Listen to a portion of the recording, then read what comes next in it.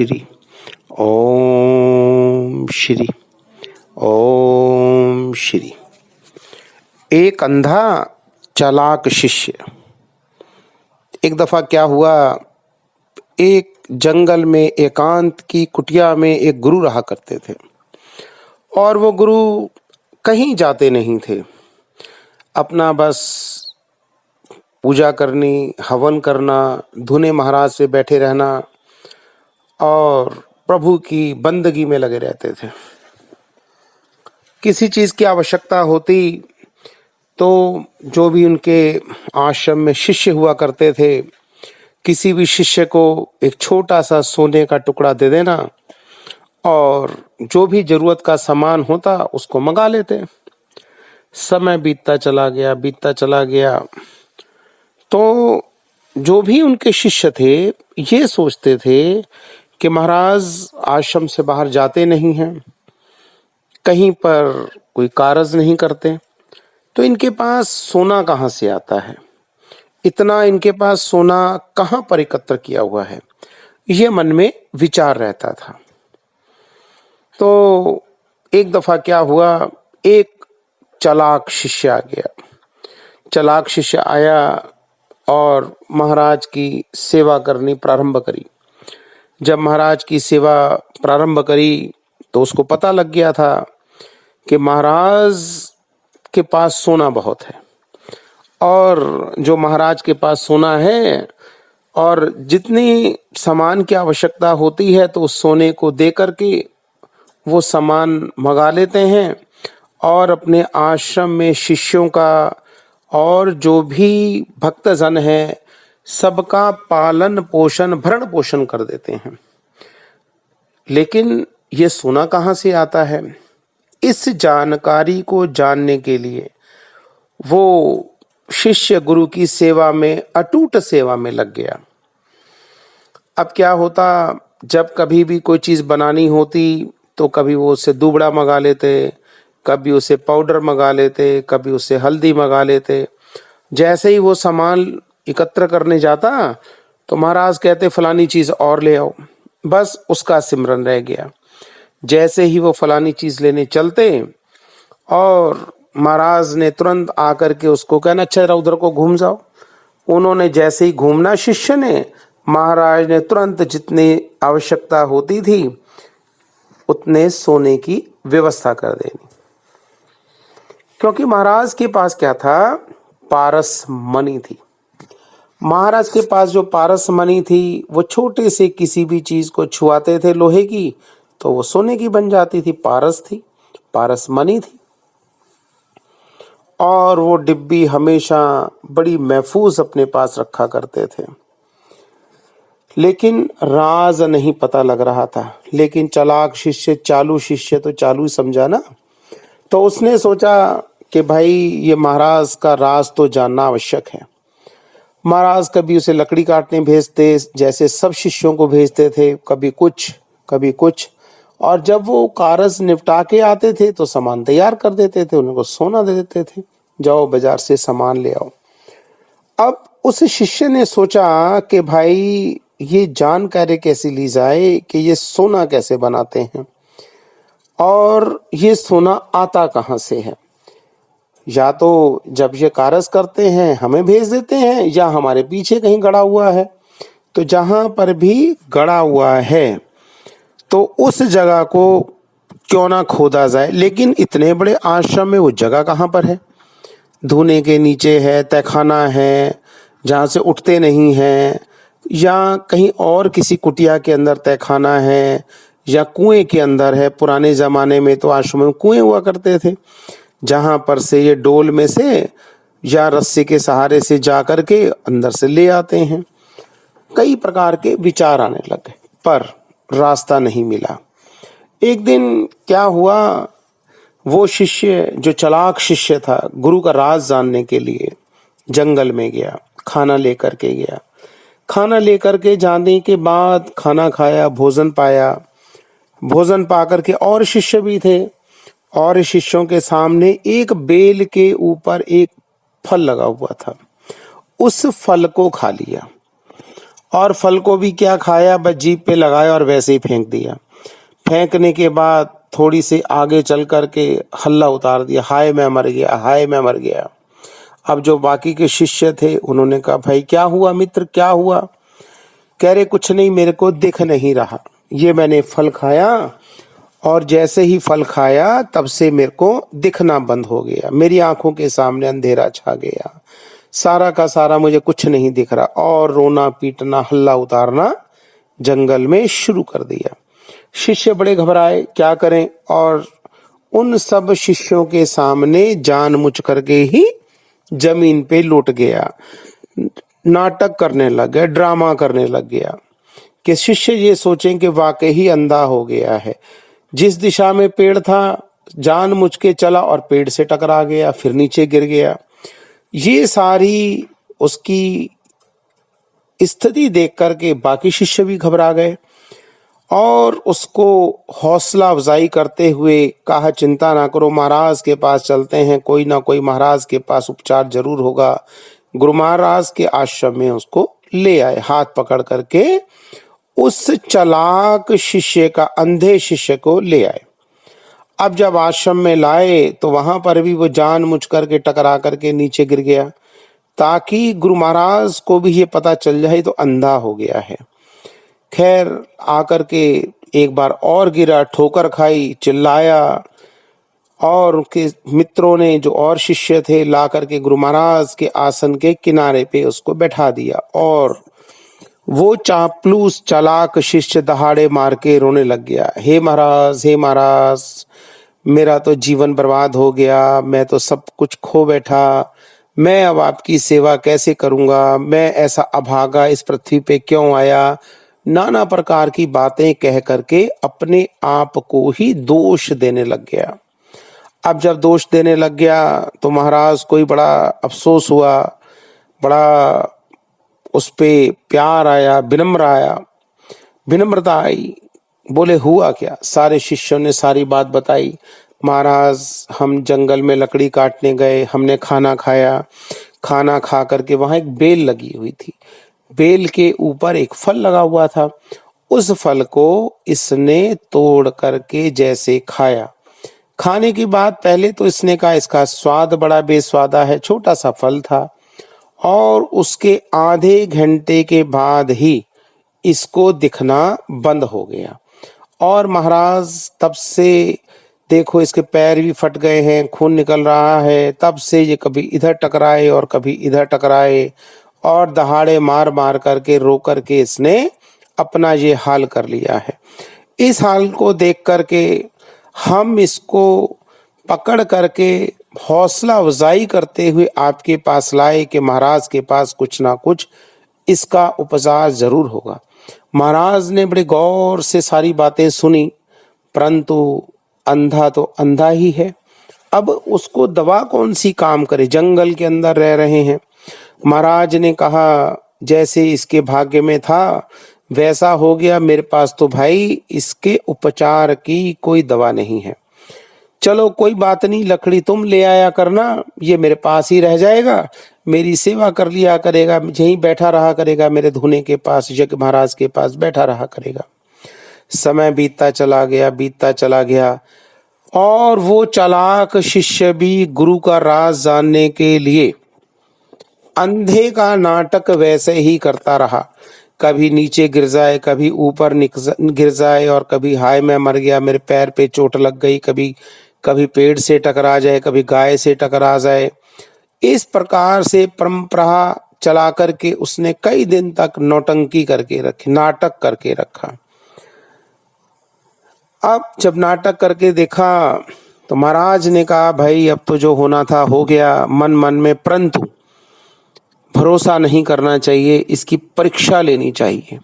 हो सकता है मैं पारस मणि से जिस प्रकार से ये सोना बना करके बाहर से सामान मंगा लेता हूँ, तो इसके मन में इस राज को जानने की व्याकुलता हो और इसने ये नाटक ना कर रहा हो। ये बात सोच करके महाराज ने एक दिन युक्ति करी, और युक्ति करने के बाद महाराज ने एक दिन पखाना करा, पखाना करके और उसको खूब उसके ऊपर मसाला धनिया इत्यादि करके नाटक करके उसके सामने रख दिया, अंधे शिष्य के सामने। गुरु तो गुरु है, महाराज ने जब उसके सामने पखाना मल रख दिया और कहा खाओ चेला। अब चेला बेचारा क्या करे, देख रहा है गुरु ने तो आज मेरे सामने मल रख दिया खाने को।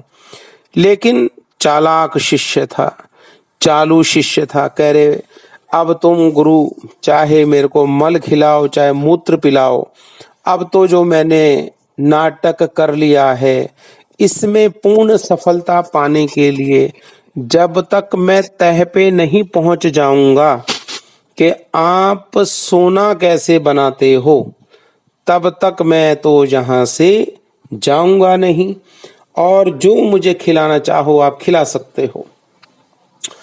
और उसके सामने ही महाराज ने कहा खाओ बेटा। अब शिष्य अंधा बना हुआ है, महाराज के सामने महाराज का मल खा रहा है, रोटी खा रहा है और कह रहे हैं मैंने अरबी की सब्जी बनाई है। शिष्य बोलता है महाराज बड़ी सख्त सब्जी है, किस चीज की है? महाराज कहते हैं मैंने अरबी बनाई है आज। अब अरबी की सब्जी बना करके अपना मल खिला देते हैं, बेचारा मरता क्या ना करता, महाराज का मल खा गया। मल खा करके अपना जिस प्रकार से भी उसका मन अच्छा हुआ बुरा हुआ, पर मल खा गया। महाराज को थोड़ा सा पहले तो शंका हुई, परंतु जब अपना मल खिला दिया फिर बोला भाई वाकई ये तो अंधा हो गया, अब इसका क्या होगा।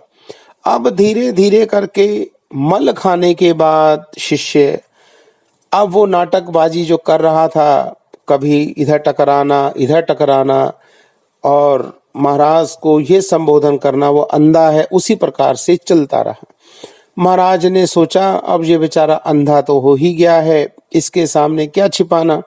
बस एक दिन वो डब्बी निकाली, जैसे ही उसको कहा वो उधर देख क्या है, और उसको क्या देखना, खुद ही अपने आप को घूम करके उन्होंने एक छोटी सी चीज पे लगाना और अपना उसको दे देना दूसरे शिष्य को, जाओ भाई खाना ले आओ।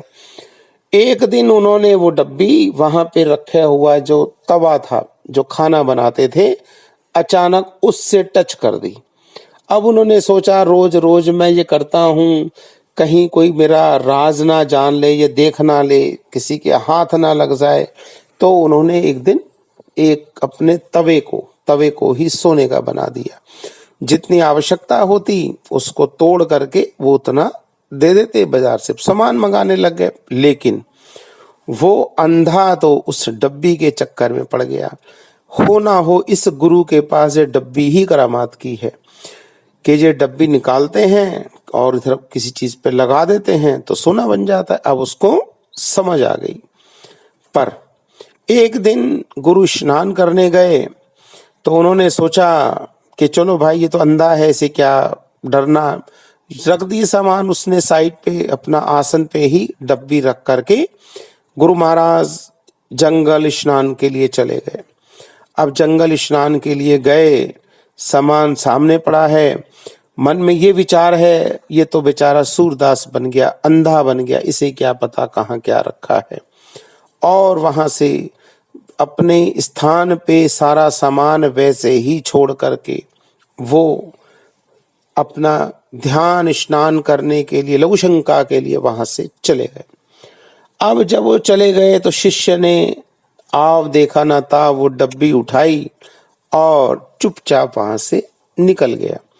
पर उस डब्बी से पहले शिष्य ने एक दिन बात कही, आप मेरे को अपना असली शिष्य नहीं मानते, आप मेरे को अपना पूर्ण गुरुत्व का, गुरु का, अपना जो आपने मेरे को ज्ञान देना है वो नहीं देना चाहते, क्योंकि मैं अंधा हो गया हूं, इसलिए आप मेरे से वो बात नहीं रखते। गुरु और शिष्य में पर्दा नहीं होना चाहिए, आप पर्दा रखते हैं, इसलिए मेरे को यहाँ से चले जाना चाहिए। जब इस प्रकार के कटु शब्द उस अंधे शिष्य ने बोले तो महाराज को भी दुख हुआ। महाराज के मन में अब विचार आ गया, भाई ये बात तो ठीक कह रहा है, पर गुरु ने फिर भी परीक्षा ली, किस बात पे तूने ऐसी बात कही? बोले महाराज मैंने क्या कहना, मैं देखता हूँ आप कहीं जाते नहीं हो, आते नहीं हो, सारे शिष्य देखते हैं, आप जो है अपना जो है रोज सोना दे देते हो, और अब ये आपने तवा सोने का कर लिया, और आप राज नहीं बताते कैसे उत्पन्न होता है, कहाँ से आता है। महाराज ने कहा बस इतनी सी बात है। कह करके उन्होंने कहा मेरे पास एक डब्बी है, बस इस डब्बी को मैं जब छुआ देता हूं तो सोना बन जाता है, इतनी सी बात है, इसमें तो कोई बात ही नहीं है। जब ये बात कही तो अंधे बने ने कहा मैंने तो कभी देखी नहीं। महाराज ने कहा जब मौका आएगा मैं दिखा दूंगा। इतनी बात कह करके महाराज ने उस शिष्य को हौसला अफजाई कर दी, उसका हौसला बढ़ा दिया। महाराज ने सोचा बेचारा अंधा है, अब इसके कहाँ जाएगा मेरा आश्रम छोड़ करके, अब इससे पर्दा भी किस बात पे रखना।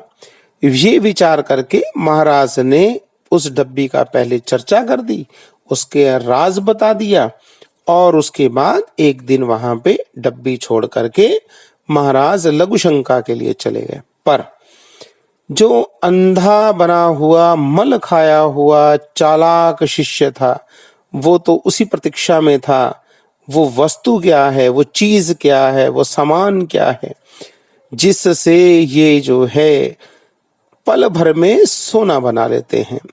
इधर उधर हम शिष्यों को करते हैं और झट से सोना दे देते हैं। वो राज जानने के लिए सारे रस्तों से गुजर गया था। जैसे ही महाराज गए तुरंत उसने वहां से डब्बी उठाई और वहां से रफू चक्कर हो गया। जब वहां से चले गया, जब महाराज वापिस आए आधे घंटे के बाद, तो अपनी कुटिया के अंदर, अपने आश्रम के अंदर अंधा वहां पर जब वो शिष्य नहीं मिला तो महाराज को बड़ा दुख हुआ। वो समझ गए मेरे साथ धोखा हुआ है, मेरे साथ छल हुआ है, मेरे साथ कपट हुआ है, और मैंने भरोसा करके उसको सारी बातें बता दी। चलो प्रभु की जैसी इच्छा, ये बात सोच करके महाराज बड़े टूटे मन से अपनी कुटिया में बैठ गए। अभी बैठे ही थे तो शाम होने वाली थी, तभी वो शिष्य वापिस आ गया।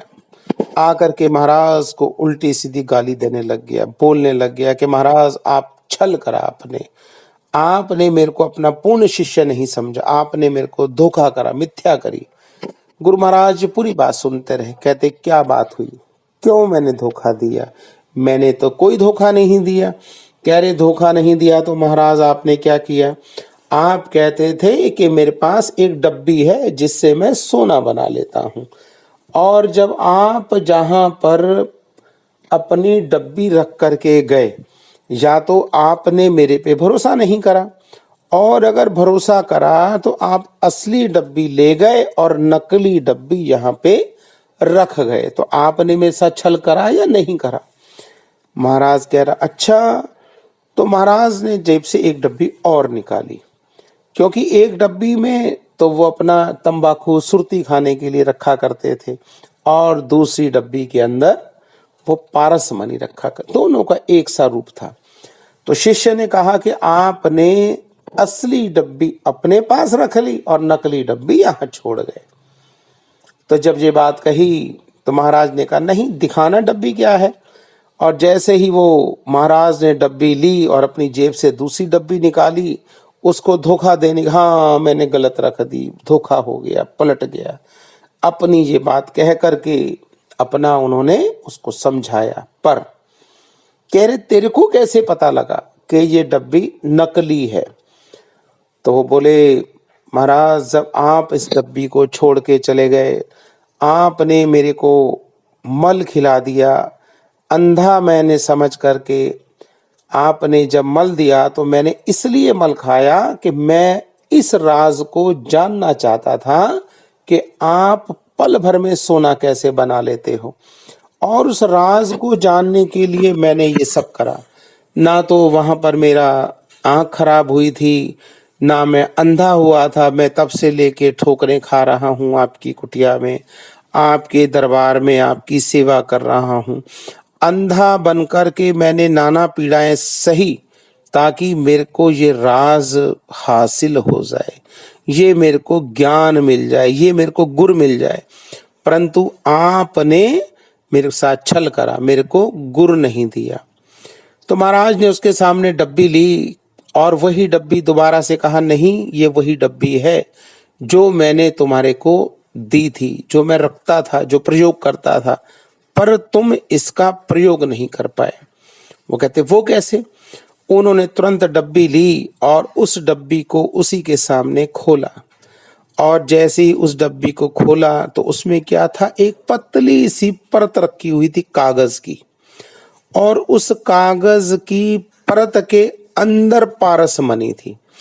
जब वो किसी चीज को सोने की बनाते थे, डब्बी खोल करके पारस मणि को उठा करके लोहे से स्पर्श कराते थे, और जैसे ही वो लोहे से स्पर्श कराते थे वो चीज सोने की बन जाती थी। पर जब वो पारस मणि को उसी डब्बी में पुनः रखते थे तो उसके ऊपर किनारों पे जो पतला सा कागज की परत थी उससे ढक देते थे, जिससे उसका प्रभाव नहीं होता था और वो मणि गुप्त रहती थी। अगर वो मणि परत हट करके वैसे रखते तो वो डब्बी भी तो सोने की बन जाती। तो वो डब्बी सोने की भी इसलिए नहीं बनी थी क्योंकि उसके बीच में परत लगी हुई थी, और जिसके कारण वो सोने की नहीं बन पाई। और महाराज ने उसके सामने वही डब्बी खोल करके पारस मणि निकाल करके सोना बना के दिखा दिया और कहा, मूर्ख, तूने मेरे साथ ही विश्वासघात करा तो तेरे को ये ज्ञान कैसे मिलता? तूने अंधे होने का नाटक करा, मैंने जरूर तेरे को मल खिलाया, मैं भी गुनाहगार हूं, पर उससे बड़ा गुनाहगार तू है। तूने नाटक करके राज जानने के लिए सारी मिथ्याएं पार कर ली, सारी सीमाएं पार कर ली, लेकिन ये जो मैंने डब्बी यहां रखी उसका रहस्य नहीं जान पाया। अगर तू ये जान जाता कि इसकी परत हटा करके, इस कागज की परत हटा करके अगर पारस मणि निकाल करके किसी भी चीज से टच कर देंगे तो वो सोना बन जाएगी, पर तू वो नहीं कर पाया, इसलिए जा मेरी कुटिया से निकल जा। भाव, व्यक्ति गुरु के पास जाते हैं, कृपा क्यों नहीं पाते? इसलिए कृपा नहीं पा पाते क्योंकि उनके मन में छल रहता है, कपट रहता है, फरेब रहता है, आंखों में कुछ और, दिल में कुछ और, दिमाग में कुछ और, जुबां पे कुछ और रहता है। इसलिए कृपा चाहकर भी वो कृपा नहीं पा पाते। अगर जो आंखों में हो वही दिल में हो, वही मस्तिष्क में हो और वही जुबां पे हो तो प्रभु की कृपा जरूर होगी, गुरु कृपा जरूर करेंगे। और गुरु अपनी तपस्या, अपनी पूजा के द्वारा जो भी उन्होंने दिव्य शक्तियां, दिव्य ज्ञान प्राप्त करा होता है, वो भी आपको स्पर्श करा देंगे, आपको प्रभु के दर्शन करवा देंगे, आपको प्रभु को पाने का सदमार्ग दिखा देंगे, रास्ता दिखा देंगे। और जो आपके मन में गलत विकार आए हुए हैं वो ही विकारों को, जैसे पारस मणि के ऊपर परत का पतला सा कागज लगा हुआ था उसको हटा देते हैं तो पारस मणि लोहे को सोना बना देती है। उसी प्रकार से भक्तों का भी, भक्तजनों का भी मन पवित्र हो जाएगा, प्रभु के दर्शन हो जाएंगे, क्योंकि उनके मन से छल, कपट, फरेब, झूठ, मक्कारी इत्यादि की परत हटा देंगे। तो इसलिए गुरु से धोखा ना करें, सच कहें, जो जुबां पे है वो दिल में रखें, जो दिल में है वो मस्तिष्क में रखें और सत्य बोलें। अगर आप 4 पैसे कमा रहे हैं तो 4 ही बताएं, 5 ना बताएं। अगर 1 पैसा कमा रहे हो तो 1 पैसा बताओ, 2 मत बताओ। अगर 1 पैसा कमा करके भी अगर कहो कि हम कुछ नहीं कमा रहे, हम तो परेशान हैं, भूखे हैं, हाथ तंग है, इत्यादि इत्यादि अगर बात कर रहे हो तो आप कुछ नहीं कर रहे, आप केवल अपना ही गवा रहे हैं, क्योंकि गुरु के पास तो पारस मणि है। अगर वो पारस मणि उन्होंने आपको छुआ दी तो आप भी सोने के बन जाओगे, और तभी तो कहलाएंगे कि सोने पे सुहागा हो गया। यानी कि आप जितने भी शिष्य बनेंगे, जो भी गुरु के शिष्य बनेंगे, छल कपट फरेब छोड़ करके उनकी वाणी को सुनेंगे, प्रभु सत्संग को सुनेंगे, प्रभु के मन के बन जाएंगे। मन के मतलब मोती, गले में जो मोती उनको मन का बोला जाता है।